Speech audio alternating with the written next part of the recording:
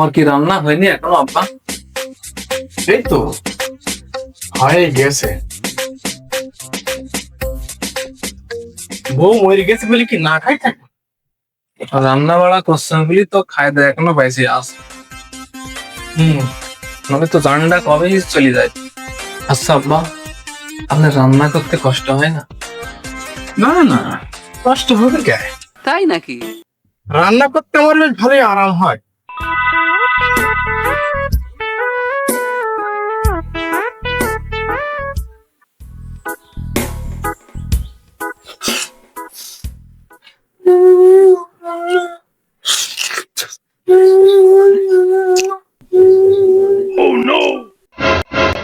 জামই, তোমার আবার কি হইল? তরকারিতে কি জাল বেশি হয়ে গেছে নাকি?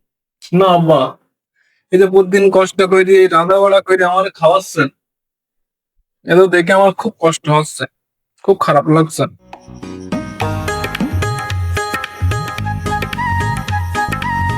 আমার জন্য যদি এত দরদ হতো তাহলে একদিন রান্না করে খাওয়াইতাম। কিরাম কথা করছেন আব্বা? হাজার হলো আপনার আমি মেয়ে মরা এই দিন জামাই, আপনি রান্না বান্না করে খাওয়াচ্ছেন, এটা আমার খুব ভালো লাগছে। আপনি ছাড়া আমার আর কেউ নাই। মেয়েটা আমার মরে গেছে, ঘাড়ে আমার শেষরা জ্বলাতে গেছে।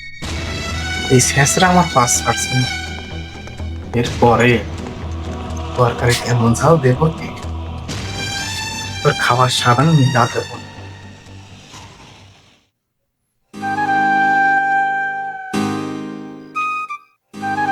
আসসালামু আলাইকুম আব্বা। ওয়ালাইকুম আসসালাম। আসো বসো।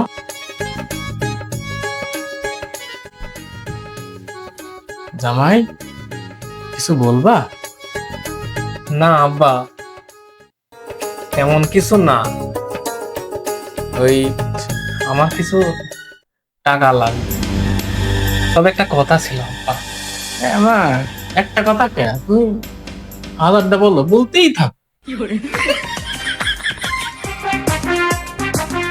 এখন কত কথাই বলবা না, এখন টাকার দরকার আছে, এখন আইসে লালা পালা করতে। শেষরা হয়, এত শেষরা হয় নাকি? আব্বা, আসলে আপনি আমার শাশুড়ি মরা এতিম শ্বশুর, আপনার জন্য আমার খুব মায়া লাগে, তা আপনাকে আমি বইলে বোঝাতে পারবো না। তে আপনি একটা মেয়ের সাথে করবেন না?